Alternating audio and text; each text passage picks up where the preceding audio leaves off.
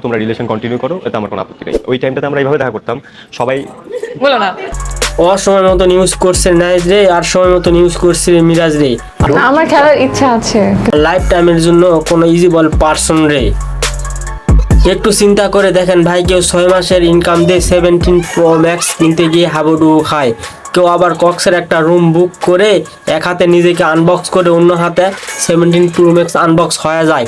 এরপরে কিছু লোক আসে আমাকে বলবেন যে ভাই নারী জাতি পিছিয়ে।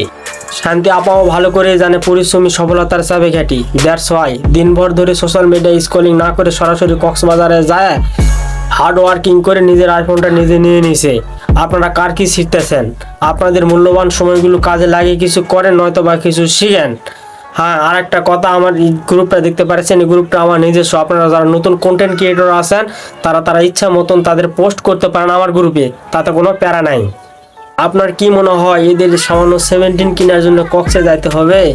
এদের কি কম আছে? এদের কম আছে কিনা জানি না, তবে আপনার অনেক কম আছে ব্রেনের রক্ত সঞ্চালন।